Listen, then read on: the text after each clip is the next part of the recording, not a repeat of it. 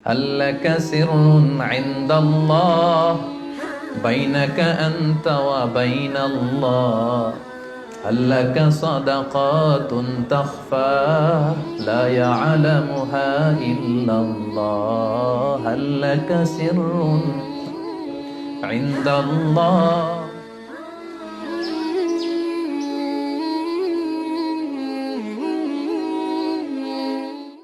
السلام عليكم ورحمة الله وبركاته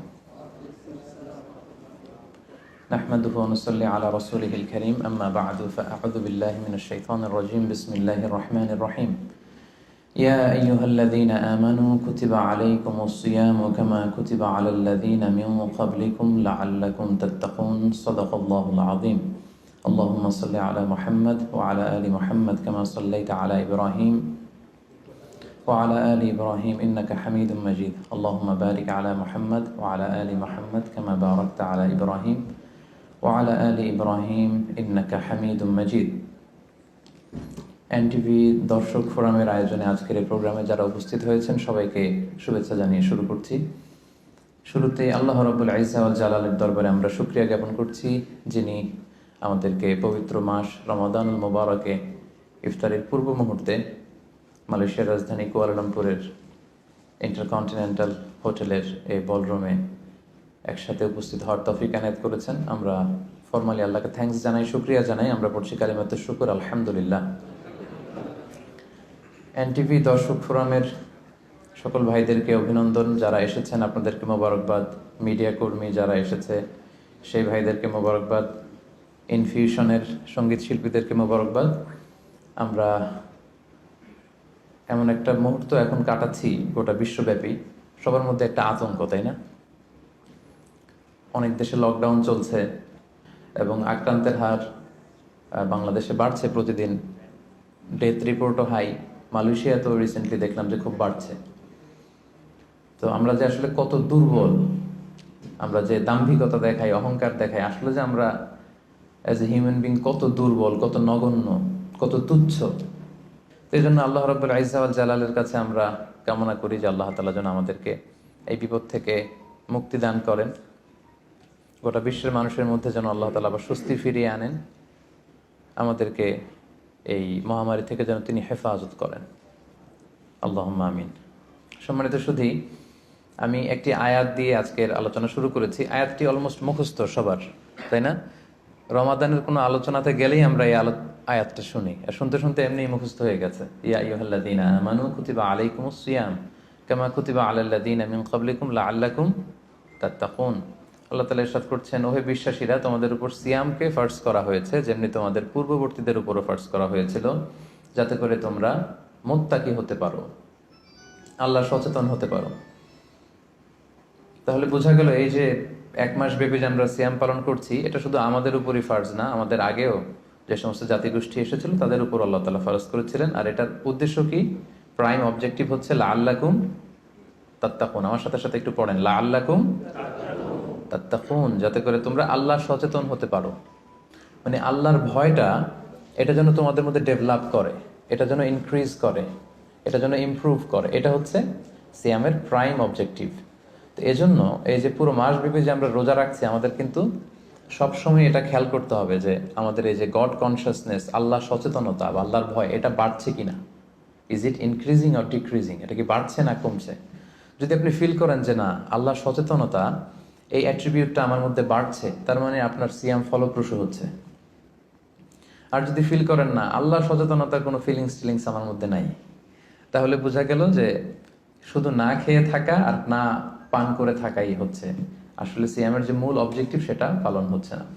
প্রিয় ভাই এবং বোনেরা, দেখেন, সিয়াম এমন একটি ইবাদত যেটা আমরা শুধুমাত্র আল্লাহ সন্তুষ্টির জন্য করি, শুধুমাত্র আল্লাহকে দেখাই। এই সিয়ামটা শুধুমাত্র কাকে দেখাই? আল্লাহকে দেখাই। আমরা যে সালাত আদায় করি, এটা শুধু আল্লাহকে দেখাই না, অন্যদেরকেও দেখাই। আমি এখন সালাত আদায় করলে আপনারা দেখবেন না? আমি যদি চ্যারিটি করি, দান করি, একজন নিচ্ছে, আমি দিচ্ছি, দেখবেন না? দেখবেন। আমি যে হজে যাচ্ছি, প্লেনে চড়ে লাব্বাইক লাব্বাইক পড়ছে, লোকজন দেখে না? দেখে। কিন্তু সিয়াম হচ্ছে কেবলমাত্র একমাত্র এমন একটি ইবাদত যেটা দেখিয়ে করা যায় না। 10 জন লোক যদি এখানে দাঁড়ানো থাকে, আপনাকে যদি আইডেন্টিফাই করতে বলে, বলেন তো এই 10 জনের মধ্যে 5 জন হচ্ছে সিয়াম পালনকারী, মানে রোজা রেখেছে, আর বাকি 5 জন রোজা রাখেনি। এবার আপনি খুঁজে বের করেন কোন 5 জন রাখলো আর কোন 5 জন রাখলো না। কে কে বের করতে পারবেন বলেন তো দেখি? কেউ বের করতে পারবেন? বের করা সম্ভব না, কারণ চেহারা দেখে বোঝা যায় না যে কে রোজাদার আর কে বেরোজাদার। তো এই জন্য সিয়ামটা শুধু আল্লাহর জন্য আমরা রাখি, শুধু তিনিই জানেন আমি রোজা রেখেছি কি রাখিনি। ধরেন আমি বাসার ভেতরে ক্ষুধা, তো আমি যদি হুট করে কিছু খেয়ে ফেলি, খেয়ে আবার মসজিদে নামাজের সময় নামাজে গেলাম, সবাই মনে করবে আমি কি রোজাই রেখেছি, আসলে কি রাখছি? রাখি নাই। আবার আমার প্রচন্ড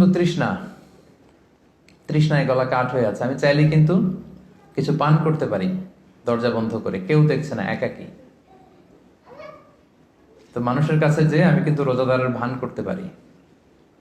তার মানে রোজা হচ্ছে এমন একটি ইবাদত যেটা পৃথিবীর কেউ টের পায় না যে আমি রেখেছি কি রাখিনি। একজন মাত্র টের পায়, তিনি কে? তার মানে সিয়াম পালনের মধ্য দিয়ে এই যে আল্লাহর ভয়টা, Allah is watching me, Allah is observing me, each and everything আমরা যেটা করছি আমাদের এই পার্থিব জগতে সবকিছু আল্লাহ দেখছেন, তিনি মনিটরিং করছেন, এই যে সেন্সটা, এটার নাম হচ্ছে তাকওয়া। এটার নাম কি? তাকওয়া। সো এই যে রোজা পালনের মধ্য দিয়ে আমাকে ফিল করতে হবে যে আমার এই তাকওয়াটা কি বাড়লো না কমলো। আমি যদি রোজাও রাখি আবার যদি মিথ্যা কথাও বলি, আমি যদি রোজাও রাখি আবার মানুষকে ঠকাই, আমি সিয়ামও পালন করলাম আবার অশ্লীল কাজের সাথেও যুক্ত থাকলাম, তাহলে বোঝা গেল মাই লেভেল অফ তাকওয়া ইজ ডিক্রিজিং, এটা কমছে। সো আমার ফার্স্ট এন্ড ফরমোস্ট রিমাইন্ডার হচ্ছে আজকের এই আলোচনায় যে এই যে সিয়াম আমরা পালন করছি, আমাদের খেয়াল রাখতে হবে যে আমাদের তাকওয়ার লেভেলটা বাড়ছে কিনা, আমরা আমাদের তাকওয়ার লেভেলটাকে ইমপ্রুভ করতে পারছি কিনা। সম্মানিত শুধু এটা এমন একটা বরকতময় মাস, এ মাসে জান্নাতের দরজা খুলে দেয়া হয়। The doors of heaven are opened, the doors of hell fire are closed. শয়তানকে চেইন আপ করা হয়। এর মানে হচ্ছে এবাদতের একটা চমৎকার পরিবেশ বিরাজ করে এ মাসে।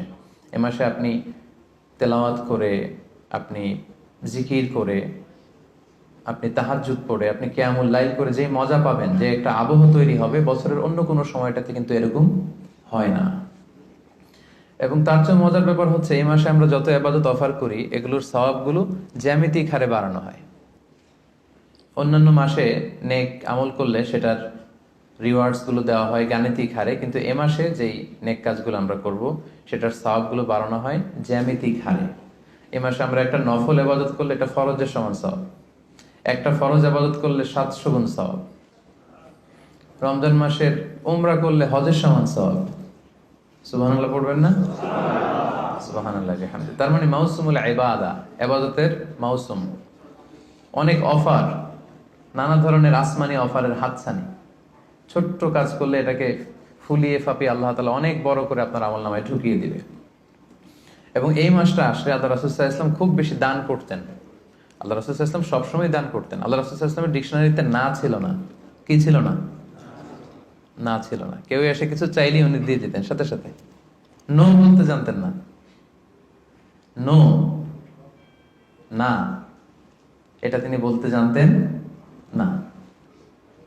তো হাদিস শরীফে এসেছে আল্লাহ রাসূল সাল্লাল্লাহু আলাইহি ওয়াসাল্লাম কানা আজওয়াদু বিল খাইরি মিনার রিহিল মুরসালা, প্রবাহিত বাতাসের চেয়েও আল্লাহ রাসূল সাল্লাল্লাহু আলাইহি ওয়াসাল্লামের বদান্যতা এই মাসে খুব বেশি দেখা যেত। প্রবাহিত বাতাস, ব্লোয়িং উইন্ড যেমনি যখন প্রবাহিত হতে শুরু করে সবার গায়ে যেমনি লাগে, বাতাস যদি বয় এটা কি শুধু মুসলমানদের গায়ে লাগে? কথা বলেন, সবার গায়ে লাগে। পূবালী বাতাস যখন আসবে, দক্ষিণা বাতাস যখন আসবে, আস্তিক নাস্তিক, মুসলিম অমুসলিম সবার গায়ে যেমনি বাতাসের হিমেল ছোঁয়া এসে টাচ করে, রাসূল সাল্লাল্লাহু আলাইহি ওয়াসাল্লামের দানটাও এরকম সর্বব্যাপী ছিল। দেদারসে দান করতেন, হাত খুলে দান করতেন। বছরের কখনো রাসূল সাল্লাল্লাহু আলাইহি ওয়াসাল্লামকে এত বেশি দান করার জন্য উদগ্রীব হতে দেখা যেত না। রমাদান আসলে তিনি যতটা দান করতেন। এবং আল্লাহ রাসূল সাল্লাল্লাহু আলাইহি ওয়াসাল্লাম মানুষকে ইফতার শেয়ার করার ব্যাপারে উৎসাহিত করেছেন। তিনি আল্লাহ রাসূল সাল্লাল্লাহু আলাইহি ওয়াসাল্লাম বলেছেন যে সিয়াম পালনকারী কাউকে যদি কেউ ইফতারি করায় তাহলে সে রোজা রেখে যে সওয়াব পেল, আপনি ইফতারি করানোর কারণে ঠিক ওই পরিমাণ সওয়াব পেয়ে যাবেন। যিনি রোজা রেখেছেন তার সওয়াব থেকে কোনো অংশই কমানো হবে না। তো সাহাবারা বললেন, ইয়া রাসূলুল্লাহ, আমাদের তো এত সামর্থ্য নেই যে আমরা মানুষকে ইফতারি করাবো। আল্লাহ রাসূল সাল্লাল্লাহু আলাইহি ওয়াসাল্লাম বললেন যে ওয়ালাউ বিতামরা, একটা খেজুর দিয়েও যদি ইফতারি করাও তাহলেও এই সওয়াবটা পাবে। মাযকাতুল লাবান, এক ঢোক দুধ দিয়ে যদি করাও, ওয়ালাউ শারবাতু মা, এক ঢোক পানি দিয়েও যদি কোনো রোজাদারের ইফতারি তুমি করাও, তাহলে আল্লাহ তাআলা তোমার আমল নামে এই সওয়াব দিয়ে দিবে। সো আমাদের জন্য এটা হচ্ছে দ্য মান্থ অফ অপরচুনিটি, অনেক বেশি সওয়াব কামানোর, অনেক বেশি রিওয়ার্ডস কামানোর একটা সুযোগ, এবং বিশেষ করে দান করার একটা অফুরন্ত সুযোগ। আপনি খেয়াল করে দেখেন যে আমরা মাঝে মাঝে অফার পেলে জিনিসপত্র খুব কিনি না। ধরেন একটা ব্লেজার আপনার কেনার খুব একটা দরকার নেই, দেখলেন যে 70% অফ। কত পার্সেন্ট? একটাও দরকার নাই, এখন যে 3টা কিনবো, কয়টা কিনবো? কারণ অফ, এখানে সেল দেয়া হচ্ছে, অপরচুনিটি দেয়া হচ্ছে, অফার দেয়া হচ্ছে। তো এই মাসটা হচ্ছে অফারের মাস। আল্লাহ তাআলা সওয়াব দেওয়ার জন্য বসে আছেন, কিন্তু নেয়ার জন্য আমরা প্রস্তুত না। তো সম্মানিত সুধী, এজন্য আমাদের দানের হাতকে প্রশস্ত করার ট্রাই করতে হবে। নানাভাবে এই রমাদানুল মুবারকে আমরা আল্লাহ তাআলার প্রিয় ভাজন হতে পারি অনেকগুলো কাজের মধ্যে দিয়ে। এই স্বল্প সময়ে হয়তো সবগুলো টাচ করা সম্ভব হবে না, এজন্য আমি ভেবেছি দান করার মধ্য দিয়ে কিভাবে আমরা আল্লাহ তাআলার প্রিয় ভাজন হতে পারি, এই ব্যাপারটা আজকে ইফতারের আগ পর্যন্ত আমি একটু টাচ করবার চেষ্টা করবো ইনশাআল্লাহ। ডোনেশন করা আমরা করি না সবাই? আমরা ডোনেশন করি, চ্যারিটি করি, আমরা যাকাত দেই, অথবা আমরা নর্মাল চ্যারিটি করি, নফল দান করি। এই দানটাকে আল্লাহ তাআলা খুব বেশি পছন্দ করেন, অত্যন্ত বেশি ভালোবাসেন। এবং মজার ব্যাপার হচ্ছে, যারা দুনিয়াতে বেশি বেশি চ্যারিটি করে, ডোনেশন করে, মানে দান করে, তারা কিয়ামতের দিন নিজের আমলনামা দেখে নিজেই বিশ্বাস করতে পারবে না। তারা নিজের আমলনামা দেখে বলবে, আল্লাহ এত দান তো করি না, আমি দান করেছি ঠিক আছে, কিন্তু এত তো করি নাই, এটা হয়তো অন্য কারো আমলনামা, আমাকে ভুলে দেয়া হয়েছে। আল্লাহ বলবেন, না, এটা তোমারই আমলনামা। কামা ইউরাব্বি আহাদুকুম ফুলুবাহু, সহিহ বুখারীর বর্ণনা। আল্লাহ তাআলা বলেন, গরু যারা পালে যখন বাছুর হয়, উট যারা পালে আরব দেশে যখন উটের বাচ্চা হয়, উটের মালিক খুব খুশি হয়, তখন সে বাচ্চাটাকে খাইয়ে দাইয়ে পেলে পুষে বড় করে। আল্লাহ বলেন যে তুমি দান করেছিলে অল্প, কিন্তু এই ছোট্ট দানের সওয়াবটাকে আমি খাইয়ে দাইয়ে পেলে পুষে বড় করে হাত্তা তাকুনা মিসলাল জাবাল, বিশাল উহুদ পাহাড়ের সমান করে তোমার আমলনামায় ঢুকিয়ে দিয়েছি। সুবহানাল্লাহি ওয়া বিহামদিহি। তো ওই সময় যে যদি আপনি বিশাল বিশাল পাহাড়ের সমান সওয়াব দেখেন, আপনি কি সারপ্রাইজ হবেন না? হ্যাঁ, এটা হচ্ছে দ্য বিগেস্ট সারপ্রাইজ। অবাক হয়ে যাবেন আপনি, যে দিয়েছিলাম তো 10 রিঙ্গিট, দিয়েছিলাম কত, এখন দেখি যে 10 মিলিয়ন রিঙ্গিট হয়ে গেছে। সুবহানাল্লাহি ওয়া বিহামদিহি। সো এটা হচ্ছে এই অপরচুনিটি গুলো লুফে নেয়ার মাস। আমরা দেয়ার মাধ্যমে আল্লাহ তাআলার প্রিয় ভাজন হতে পারি। আর দিলে কখনো কমে না, দিলে কখনো কমে না। হাদিসে কুদসিতে আল্লাহ বলেন, আনফিক উনফিক আলাইক, ইবনা আদম আনফিক, তুমি দান করো, উনফিক আলাইক, আমি তোমাকে দেব, তুমি দাও তাহলে আমি তোমারে দেব। আমরা অনেক সময় মনে করি যে দিলে চলে যাবে, আসলে আপনি দিলে নতুন জিনিস পাবেন। লেটস সে আমার হাতে ধরেন এই যে ক্রেস্টটা দেয়া হলো, এটা আমি ধরে রাখলাম, তো এই 2 হাত দিয়ে ক্রেস্টটা ধরে রাখা অবস্থায় যদি আপনি আরো বড় কিছু দেন, ওটা নিতে পারবো? কথা বলেন, পারবো? এইটার দিয়ে দিলে কাউরে আর একটা বড় একটা নিতে পারবো, তাই না? আর ওইটা যদি দিয়ে দেয়, তখন আরো বড় কিছু নিতে পারবো। সো আপনি দিয়ে দেন, আপনি দেন, আসল দেয়ার মালিক হচ্ছেন আল্লাহ। তিনি দিয়ে একেবারে ভরিয়ে দিবেন আপনার জীবন। এবং আল্লাহ তাআলার দরবারে তার ভান্ডারে কি কোনো ঘাটতি কমতি আছে? হাদিসে কুদসিতে এসেছে, ইবনা আদম লাউ আন্না আউওয়ালাকুম ওয়া আখিরাকুম ওয়া ইনসাকুম ওয়া জিন্নাকুম কামু আলা সাঈদিন ওয়াহিদ, হে বনি আদম, তোমাদের সবাই, পৃথিবীর শুরু থেকে আজ অবধি সবাই মিলে যদি বিশাল ময়দানে দাঁড়িয়ে যার যত ডিজায়ার, ডিমান্ড, কামনা, আকাঙ্ক্ষা আছে, চাইতে শুরু করো আমার কাছে, একটার পর একটা চাইতে থাকো, চাইতে থাকো। আর আমি আল্লাহ যদি তোমাদের সবার যার যা লাগবে সবও দিয়ে দেই, আমি আল্লাহর ধনভাণ্ডারের 1 ইঞ্চিও কমবে না, 1 ইঞ্চিও কমবে না। এজন্য আমাদের দানের হাতকে বিস্তৃত করা উচিত। দানের উপমা আল্লাহ তাআলা দিয়েছেন, মাসালুল্লাযীনা ইউনফিকুনা আমওয়ালাহুম ফি সাবিলিল্লাহি কামাসালি হাব্বা আমবাতাত সাবআ সানাবিলা ফি কুল্লি সুমবুলাতিন মিআতু হাব্বা ওয়াল্লাহু ইউদাঈফু লিমান ইয়াশা ওয়াল্লাহু ওয়াসিউন আলিম। দানের দৃষ্টান্ত হচ্ছে শস্য বীজের মতো, চারা বীজের মতো। যে চারা বীজ মাটিতে আপনি গেড়ে দিলেন, সেখান থেকে বেরোলো 7টা শীষ, আর প্রতিটি শীষে বেরোলো 100 শস্য দানা। সুবহানাল্লাহ। তার মানে 1 টাকা দান করলেন, এখান থেকে হয়ে গেল 700। এখান থেকে কি, মানে কত চমৎকার মেটাফরিক্যাল একটা উপমা বা উদাহরণ, যে দানের উপমা, এই যে আমরা আল্লাহর ফিসাবিলিল্লাহ দেই, হ্যাঁ, মানুষকে যে দান করি, এটার উপমা হচ্ছে একটা বীজের মতো। বীজ রোপণ করে দিলে 7টা শীষ গজালো, প্রতি শীষে 100 শস্য দানা। 7 গুণ 100 তে কত হয়? 700। এভাবে আল্লাহ বাড়াতে থাকেন, শুধু বাড়াতেই থাকেন। তো এজন্য এই রমাদানে আমাদের দানের হাতটাকে একটু বিস্তৃত করা উচিত। আমি গত 2 বছর আগে খুব সম্ভবত এই হলরুমে এসেছিলাম এনটিভি ভিউয়ার্স ফোরামের একটা প্রোগ্রামেই। তো এসে দেখেছি আলহামদুলিল্লাহ এখানে যারা ইনভাইটেড গেস্ট এরা বেশ সচ্ছল লোকজন, মানে বিজনেস ম্যাগনেট টাইপের আর কি, খুব পয়সাওয়ালা লোকজন, ব্যবসায়ী, হয়তো বড় ব্যবসায়ী, সিআইপি ভিআইপি টাইপের হবেন। কুয়ালালামপুরের যারা ধনী লোকজন তাদেরকে দেখেছিলাম সে বছর ইনভাইট করেছিল। তো আমি আজকে আসার আগে মনে মনে ভাবলাম আজকে হয়তো তাই ঘটবে, অনেক ব্যবসায়ীদের সাথে দেখা হবে। তো ওনাদের জন্য সবচেয়ে চমৎকার ওয়াজ হবে এই ডোনেশনের ওয়াজ।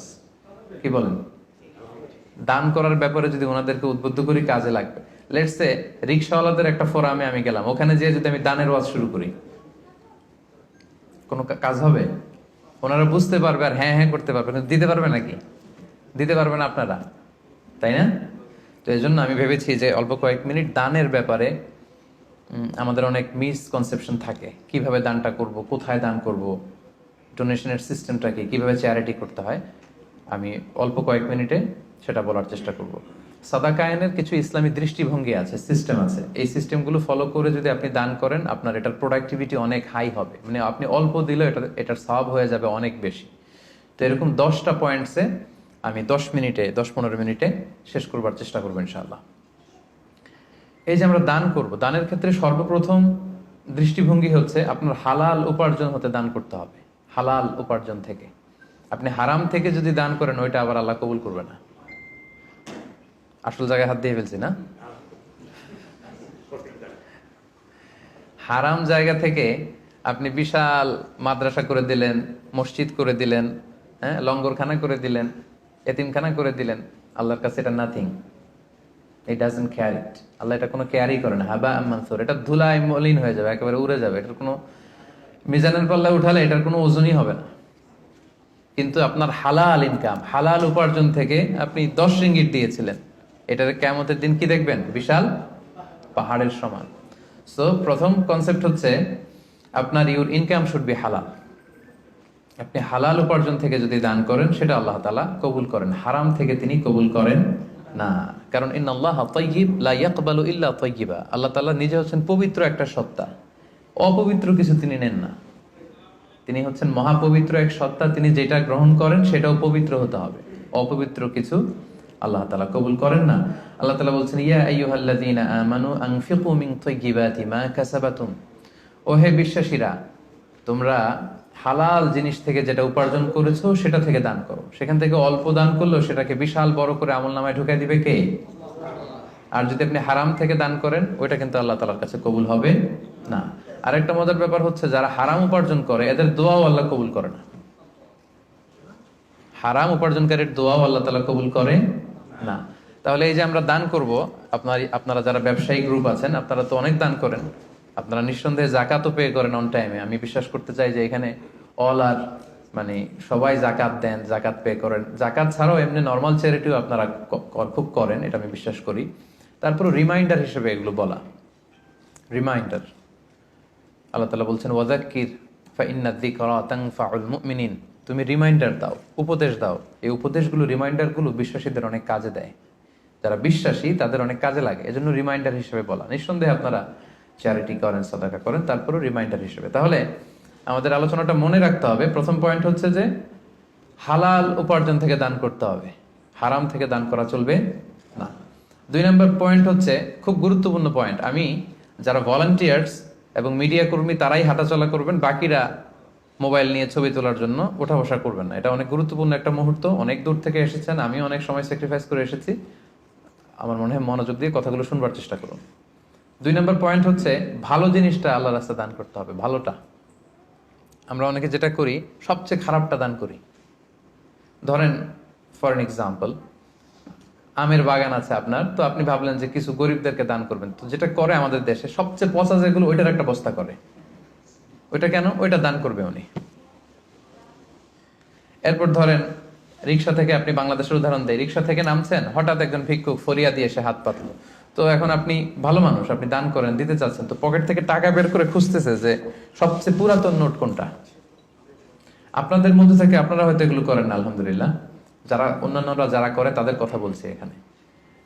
তারপরে দেখবেন যে 5 টাকার স্কচ টেপ দিয়ে লাগানো থাকে না ছেঁড়া নোটগুলো, ওইটা খুঁজে যে ওইটা দিব।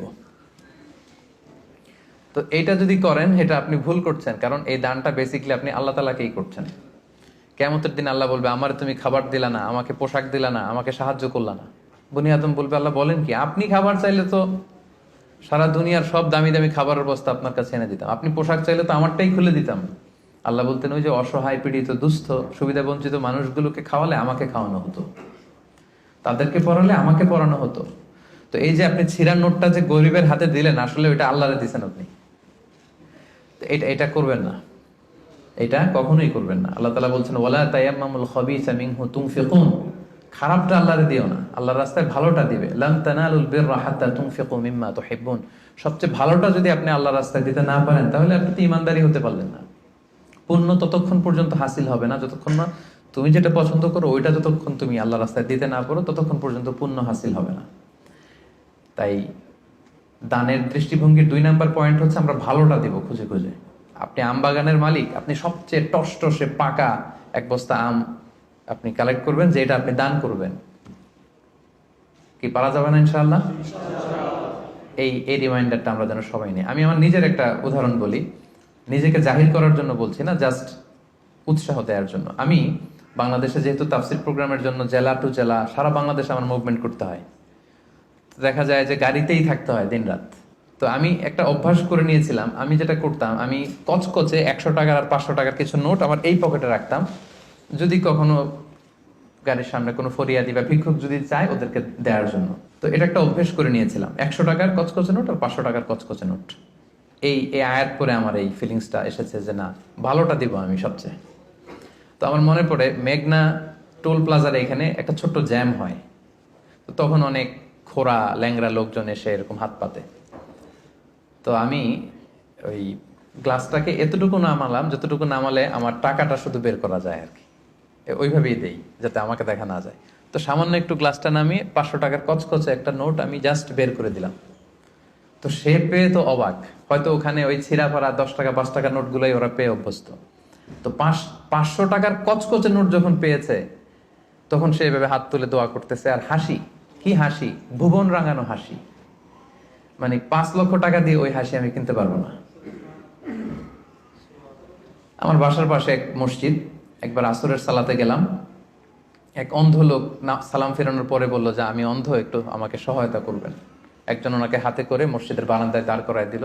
তো পকেটে হাত দিয়ে দেখি কোনো টাকা নেই, বাসা খুব কাছে, বাসায় চলে গেলাম। আবার ওই 500 টাকার কচকচে একটা নোট নিয়ে আসলাম। তো নিয়ে এসে ওনার কাছে হাত ধরে বললাম যে আপনি টাকা ধরলে চেনেন নাকি? বলে হ্যাঁ চিনি। দেখেন তো এটা কত? বলে 500 টাকা। মানে অন্ধদের আল্লাহ এই ক্যাপাসিটিটা দিয়েছে, এরা আপনার ওই 10 টাকা 100 টাকা 500 টাকা ধরে চিনতে পারে। তো আমি বললাম যে এটা সাবধানে রাখেন।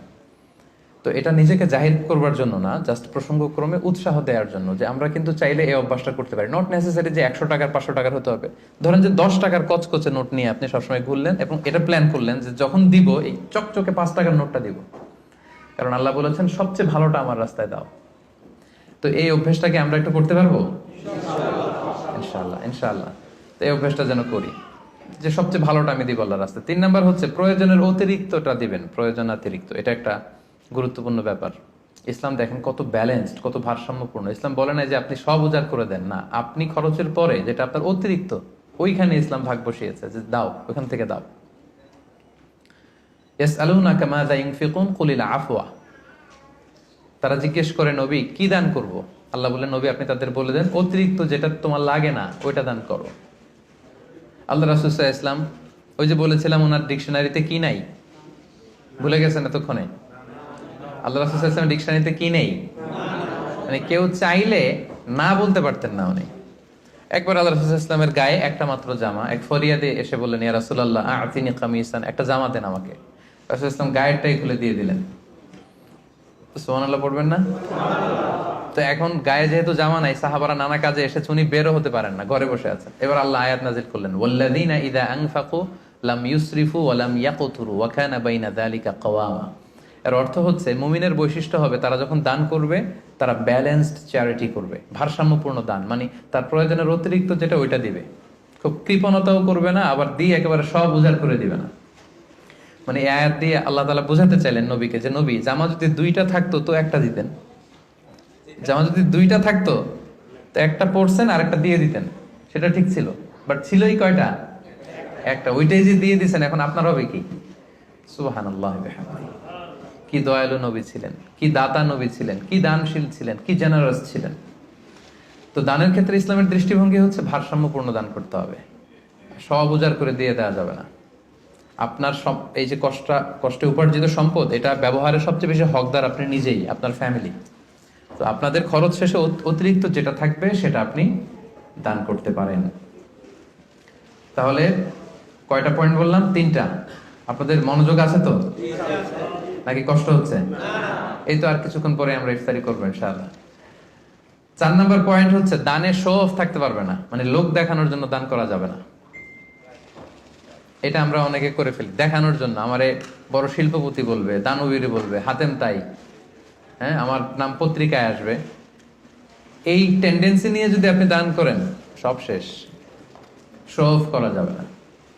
লোক দেখানোর জন্য যদি দান করেন, সে দান আল্লাহ তাআলা কবুল করে না। কিয়ামতের দিন আল্লাহ অনেক দানশীলকে বলবে তুমি জাহান্নামে যাও, go to the hell fire. দানশীল বলবে, আল্লাহ আমি জাহান্নামে যাবো কেন? আমি তো এতিমখানা করলাম 40টা, মসজিদ বানাই দিলাম 50টা, এরপর মাদ্রাসা বানাই দিলাম এতগুলা, আমি জাহান্নামে যাব? আল্লাহ বলবেন যে তুমি তো এই দানগুলো করেছিলে যে লোকজন তোমাকে বাহাবা দিবে, ওই বাহাবা তো দুনিয়াতে তুমি পেয়েছোই, তো আমার কাছে কি চাও? Go to the hell fire, যাও জাহান্নামের আগুনে যেয়ে ঢুকো। তা আমরা কি ওইরকম দানশীল হতে চাই নাকি? আল্লাহ তুমি আমাদেরকে হেফাজত করো। আমরা যতটুকু দান করব শুধুমাত্র কেবলমাত্র একমাত্র আল্লাহর সন্তুষ্টির জন্য দান করব। মনে থাকবে তো সবার ইনশাআল্লাহ? আচ্ছা, 5 নাম্বার হচ্ছে গোপনে দান করাটা, এটা বেশি ভালো। প্রকাশ্যে দান করা জায়েজ, এটা ভালো, বাট গোপনে দান করা বেশি ভালো। আল্লাহ তাআলা বলছেন ইন তুবদু সাদাকাতি ফানি'মা হিয়া ওয়া ইন তুখফুহা ওয়া তুতুহাল ফুকারা ফাহুয়া খায়রুল লাকুম। তুমি যদি দেখিয়ে দান করো, এটা ভালো, এটা খারাপ না। আমি দিলাম, আরেকজন নিল, আপনারা দেখলেন, সমস্যা নাই যদি আমার নিয়ত ভালো থাকে। বাট যদি গোপনে দান করতে পারে, এটা হচ্ছে শ্রেষ্ঠ দান। এর চেয়ে শ্রেষ্ঠ দান আর হতে পারে না, গোপনে দান। 7 শ্রেণীর ব্যক্তিকে আল্লাহ তাআলা কিয়ামতের দিন ওনার আরশের নিচে ছায়া দিবেন, যেদিন আল্লাহ দেয়া আরশের ছায়া ছাড়া আর কোনো ছায়া থাকবে না। এই 7 শ্রেণীর ব্যক্তির মধ্যে 1 শ্রেণীর ব্যক্তি হচ্ছে যারা গোপনে দান করে, এত গোপনে দান করে যে তার ডান হাত কি দান করলো, বাঁ হাত সেটা টের পায় না। সুবহানাল্লাহ। গোপনে দান, গোপনে। আরব দেশে এই কালচারটা আছে। এই রমজানে এরা এত দান করে, তাহাজ্জুদের আগে দিয়ে বের হয়, একটা প্যাকেটের ভেতরে কিছু ইফতারি সামগ্রী, কিছু সাহুর সামগ্রী, আর ধরেন 500 রিয়ালের একটা নোট বাড়ির সামনে আস্তে করে রেখে দিয়ে আবার ড্রাইভিং করে চলে যাবে। এরকম 500টা বাড়ি, 100টা বাড়ির সামনে দিয়ে বাস শেষ। কে দান করলো তাও জানলো না, কিভাবে কি হলো কেউ টেরও পায়নি। যার পাওয়া দরকার সে পেয়ে গেছে, যার সওয়াব দরকার সে সওয়াব আল্লাহর কাছ থেকে নিয়ে নিয়েছে। তো এই যে গোপনে দানটা আল্লাহ তাআলার কাছে খুব বেশি প্রিয়, এবং এটা খুব পাওয়ারফুল একটা ব্যাপার। কতটা পাওয়ারফুল আমি একটা হাদিস শোনাই, লম্বা হাদিস, সময় আমাদের হাতে কম, আমি সংক্ষেপে বলি। আল্লাহ যখন এই পৃথিবী সৃষ্টি করলেন, পৃথিবী কাঁপছিল। আল্লাহ তখন পাহাড় পেরেকের মতো পৃথিবীতে ঢুকিয়ে দিলেন, পৃথিবীর কাঁপাকাঁপি বন্ধ হলো। ফেরেশতারা অবাক, আল্লাহ পাহাড়ের এত শক্তি যে আপনি পাহাড়কে কেটে দিলেন, পৃথিবীর কাঁপাকাঁপি বন্ধ হয়ে গেল। ইয়া রাব্বি হাল মিন খালকিকা আশাদ্দা মিনাল জিবাল, আপনার সৃষ্টিকুলের মধ্যে পাহাড়ের চাইতেও শক্তিশালী কিছু আছে? আল্লাহ বললেন আছে। সেটা কি? আল হাদিদ, লোহা। ফেরেশতারা আবার অবাক, লোহা এত শক্তিশালী? কারণ লোহার হাতুড়ি দিয়ে পাহাড় কাটা যায়, তাই না? তখন ফেরেশতারা আবার প্রশ্ন করলো, আল্লাহ তাহলে লোহার চাইতেও শক্তিশালী কিছু আছে নাকি? আল্লাহ বললেন আছে, আগুন, আন্নার। কারণ আগুনের ভেতরে লোহা ফেললে লোহা গলে যায়, তাই না? ফেরেশতারা আবার অবাক হয়ে বললেন, তাহলে আগুনের চাইতেও শক্তিশালী কিছু আছে নাকি? আল্লাহ বললেন আছে। সেটা কি? পানি। কারণ আগুনে পানি ঢেলে দিলে আগুন অস্তিত্ব হারায়। ফেরেশতারা শুধু অবাক হচ্ছে, খালি অবাক হচ্ছে। এবার বললেন, আল্লাহ তাহলে পানির চাইতেও শক্তিশালী কিছু আছে নাকি? আল্লাহ বললেন আছে। সেটা হচ্ছে বাতাস। কারণ বাতাস ঝাপটা মেরে জলোচ্ছ্বাস তৈরি করে জলের মধ্যে, পানির মধ্যে, তাই না? এক জায়গা থেকে পানি নিয়ে অন্য জায়গায় নিয়ে যায়। ফেরেশতারা আবার অবাক, বাতাস এত শক্তিশালী? ইয়া রাব, আল্লাহ তাহলে এই বাতাসের চাইতে শক্তিশালী কোন সৃষ্টি কি আপনার সৃষ্টিকুলে আছে? আল্লাহ বললেন আছে। কে? আল্লাহ বললেন ওই বনি আদম যে গোপনে দান করে। ওই বনি আদম যে গোপনে দান করে, এত গোপনে তার ডান হাত কি দিয়েছে বাঁ হাত সেটা টের পায় না। সুবহানাল্লাহ।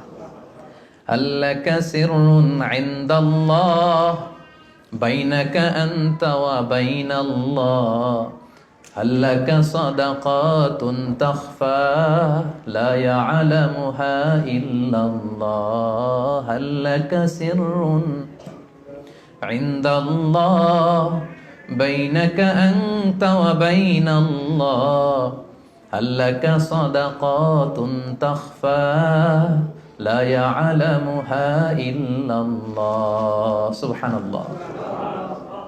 তোমার আর তোমার রবের মাঝে এরকম গোপন কোনো ডিলিংস আছে নাকি যেটা দুনিয়ার কেউ জানে না, শুধু তোমরা জানো? তোমার জীবনে এমন কোনো গোপন দান আছে নাকি যেটা আল্লাহ ছাড়া কেউ দেখেনি?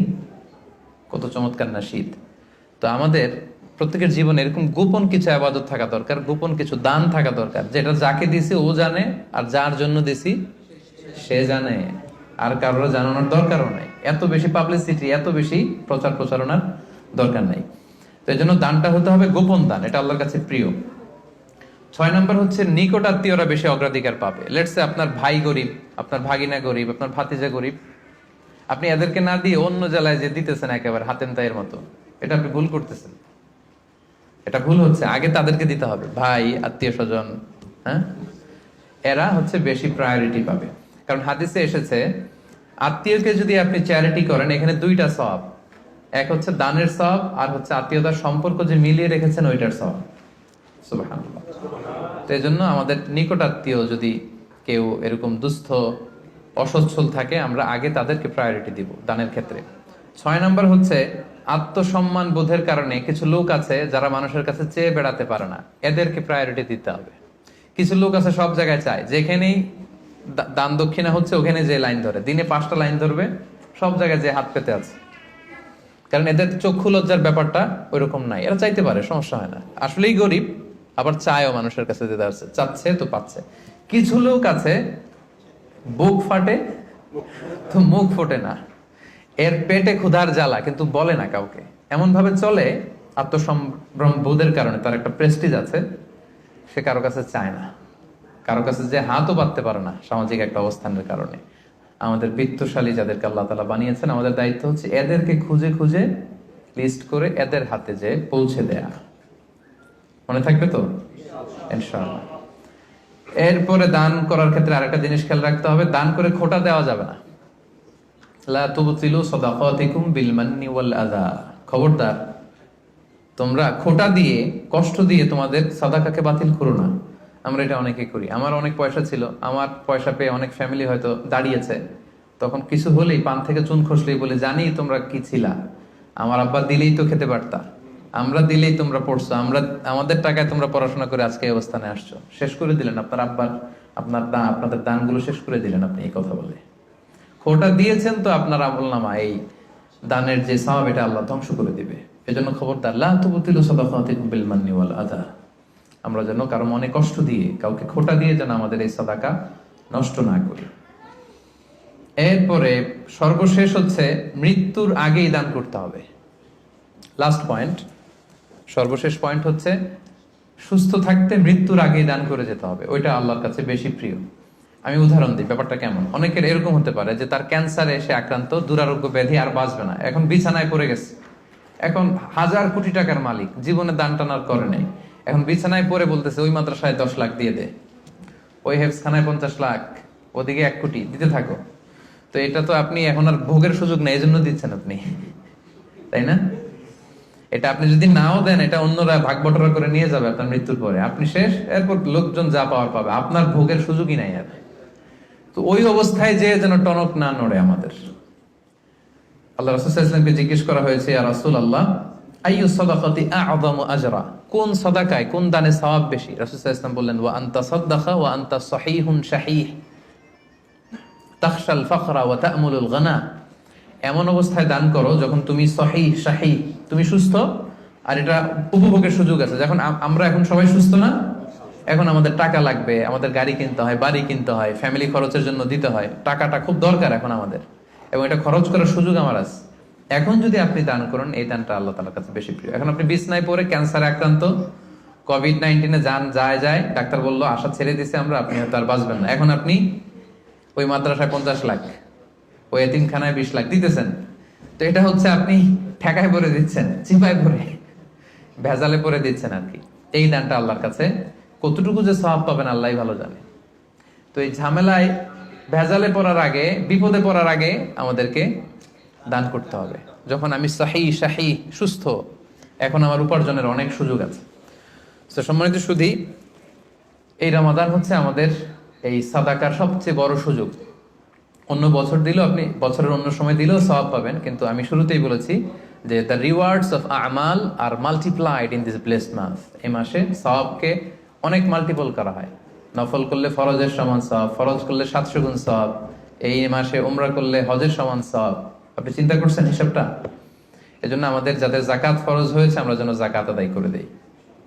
হিসেব করে দিতে হয় জাকাতটা। অনেকে বাংলাদেশে যেটা করে, তারা মনে করে যে দিয়ে দিলাম 20,000 শাড়ি জাকাত, এটা কিন্তু জাকাত আদায় হয় না। জাকাতের শাড়ি, জাকাতের লুঙ্গি বলতে কোনো টার্মিনোলজি ইসলামে নাই। আর জাকাতের শাড়ির যে বেহাল দশা বাংলাদেশে, এটা একবার ধোয়ার পরে দ্বিতীয়বার আর পরা যায় না, রং থাকে না, পাতলা শাড়ি। এটা গরিবের সাথে আর উপহাস। আমরা অনেকে মনে করি যে আমরা দরিদ্রদেরকে জাকাত দিয়ে অনেক বেশি বড় কাজ করে ফেললাম, কিন্তু আল্লাহ বলছেন ওয়া আমওয়ালিহিম হাক্কুন লিসাইলি ওয়াল মাহরুম। তুমি কোনো করুণা করনি, বরং তোমার সম্পদে এটা গরিবদের অধিকার। বরং গরিবরা আমার জাকাত নিয়ে আমাকে করুণা করেছে। কি বলেন? আচ্ছা, একটু খেয়াল করে উত্তর দিবেন বুঝে শুনে। আমি যদি ধনী হই, জাকাত দেওয়া আমার জন্য কি ফরজ? আর আরেকজন লোক গরিব, তার জন্য জাকাত খুঁজে খুঁজে নেওয়া কি ফরজ? নিবে না, নিলাম না আপনার জাকাত, আমি কষ্টে কাটালাম, কোনো সমস্যা আছে? নাই। তো আমার ফরজ কিন্তু আমার ঠিকই আদায় করে ফেলতে হবে, আল্লাহর মহাখাজা, আল্লাহর পাকড়াও থেকে বাঁচার জন্য আমাকে দিতেই হবে। কিন্তু ও বাধ্য না নিতে, তার মানে ও আমারে বাঁচায় গেল, তাই না? সে আমাকে বাঁচালো জাহান্নামের আগুন থেকে। এজন্য যারা ওয়াল্লাযীনা ইয়াকনিজুনা আয-যাহাবা ওয়াল ফিদ্দাতা ওয়া লা ইউনফিকুনাহা ফি সাবিলিল্লাহ ফাবাশশিরহুম বিআযাবিন আলীম। যারা সম্পদ, যারা জুয়েলারি, অর্নামেন্টস এগুলো জমা করে রাখে, ব্যাংক ব্যালেন্স জমা করে রাখে, যাকাত ফরজ হওয়ার পরও যাকাত দেয় না, হে নবী তাদেরকে ভয়ঙ্কর আপনি আযাবের সুসংবাদ দিন, ভয়ঙ্কর শাস্তি তাদের জন্য অপেক্ষা করছে। সাইয়ুতাওয়াকুনা মা বাখিলু বিহি ইয়াউমাল কিয়ামাহ। সবচেয়ে ভয়ঙ্কর কথা হচ্ছে কিয়ামতের দিন পৃথিবীতে যত অন্যায় আমরা করি সবগুলোর শাস্তি দেয়া হবে জাহান্নামে যাওয়ার পরে। শুধু জাকাতের শাস্তি দেওয়া শুরু হয়ে যাবে ইয়াউমাল কিয়ামা। কিয়ামতের ময়দানে শিকল দিয়ে ডান্ডা বেরি পরি আপনাকে টানা হবে। কথা বুঝতে পেরেছেন? সব অপরাধের শাস্তি কোথায় হবে? জাহান্নামে। কোথায় যাওয়ার পরে? আগে ফায়সালা, আমি জান্নাতি না জাহান্নামে। জাহান্নামে গেলে তখন শাস্তি। শুধু জাকাতের শাস্তি কিয়ামতের ময়দানে মায়ের শুরু। আচ্ছা, এবার একটু বলেন তো, যে লোকটা জাকাত না দেওয়ার কারণে কিয়ামতে কোটি মানুষের সামনে তাকে শিকল ধরে টানা হচ্ছে, সে যদি নামাজি হয়ে থাকে তার নামাজ কি কাজে লাগলো? ও যদি হজ করে থাকে ওর হজ কি কাজে লাগলো? ওর অন্যান্য ইবাদত কি কাজে লাগলো? তো এজন্য এই যাকাত এটা হচ্ছে গরিবের অধিকার, এবং এটা আল্লাহ তাআলা আমাদের উপর ফার্জ করেছেন, অবধারিত। এই ক্ষেত্রে যেন আমরা কোনো ধরনের গরিমসি না করি। এবং কিয়ামতের দিন আল্লাহ বলছেন যে আমরা যে সম্পদগুলো জমা করেছি এগুলোকে আগুনে পুড়িয়ে লোহার খুন্তি দিয়ে কপালে একটা ছেক দেওয়া হবে, পাঁজরে একটা, পিঠে একটা। জাহান্নামের আগুন এটা যেন তেন আগুন না। দুনিয়ার আগুন আঙ্গুলে লাগলে আঙ্গুল জ্বলে, জাহান্নামের আগুন আঙ্গুলে একটু লাগলে আগে কলিজা জ্বলে যাবে। নারুল্লাহিল মুকাদা আল্লাতী তাত্তালিউ আলাল আফইদা। দুনিয়ার আগুন যেখানে লাগে ওইখানে জ্বলে, পায়ে লাগছে পায়ে জ্বলবে। জাহান্নামের আগুন লাগা মাত্রই আগে কলিজাটা ছাই হয়ে যাবে। ওই আগুন হজম করার ক্ষমতা দিয়ে আল্লাহ আমাদেরকে তৈরি করেননি। এজন্য আল্লাহ তাআলা আমাদের যাদেরকে তিনি ব্লেসিং দিয়েছেন, আমাদেরকে সম্পদশালী করেছেন, সচ্ছল বানিয়েছেন, আমরা যেন এই ফরজ যাকাতকে আদায় করি। যারা যাকাত আদায় করবে না, এই সম্পদগুলো তাকে সাপ হয়ে পেঁচিয়ে ছবল মারতে থাকবে, আর বলবে আনা মালুক আনা কানজুক। জাহান্নামের ভেনোমাস স্নেক গুলো আপনার সারা শরীরে পেঁচিয়ে শুধু ছবল মারতে থাকবে। কারুনের ঘটনা আমাদেরকে আজও আমাদের চোখের সামনে রয়েছে, যে কারুনের সব সম্পত্তি সহ আল্লাহ মাটিতে দাবিয়ে দিয়েছিল, তার সব সম্পত্তি সহ দাবিয়ে দিয়েছিল। ওই জায়গাটা এখন একটা লেক, বহাইরা কারুন বলে, আমি নিজে দেখে এসেছি মিশরে। এটা একটা টুরিস্ট স্পট, অনেকে দেখতে যায়। তো আজও কিয়ামত পর্যন্ত 1 বিঘত করে সে মাটির নিচে যাচ্ছে তো যাচ্ছে, যাচ্ছে তো যাচ্ছে। তো সম্মানিত সুধী, আসুন আমরা ইফতারের এই পূর্ব মুহূর্তে আল্লাহ তাআলা আমাদের যাদেরকে সম্পদ দিয়েছেন, দান করে যিনি আমাদেরকে অনেক প্রাচুর্যতা দিয়েছেন, সচ্ছলতা দিয়েছেন, আমাদেরকে মিলিয়নার বানিয়েছেন, বিলিয়নার বানিয়েছেন, এটা কিন্তু আল্লাহর খেলা। হ্যাঁ, আমাদের চেষ্টা ছিল। দেখেন গল্পটা দেখেন, গাড়ির ভেতরে হচ্ছে বিলিয়নিয়ার আর বাইরে দাঁড়িয়ে আছে নিঃস্ব, এরকম হাত পাচ্ছে আর উনি দিচ্ছে। গল্পটা উল্টাও হতে পারতো, আমি ওই জায়গায় দাঁড়িয়ে এরকম চাচ্ছি, তাই না, আর উনি দিচ্ছে, এরকম হতে পারতো না ঘটনাটা? তো ঘটনাটা কিন্তু আল্লাহ ওরকম করেননি, বরং আল্লাহ ব্লেসিংস করেছেন আমাদেরকে। আমাদেরকে তিনি সম্পদের মালিক বানিয়েছেন, তিনি আমাদেরকে প্রাচুর্যতা দিয়েছেন, আমরা যেন এর শুকরিয়া করি এবং এর জাকাত যেন আদায় করি, এবং এই রমাদানে বেশি বেশি দান করে অফারের মাসে অফারগুলো যেন আমরা নিতে পারি, এবং আল্লাহ তাআলার প্রিয় ভাজন বান্দাদের অন্তর্ভুক্ত যেন আমরা হতে পারি। আল্লাহ তাআলা আমাদের সবাইকে কথাগুলো বোঝার ও আমল করার তৌফিক দান করুক। আমরা পড়ি আমিন।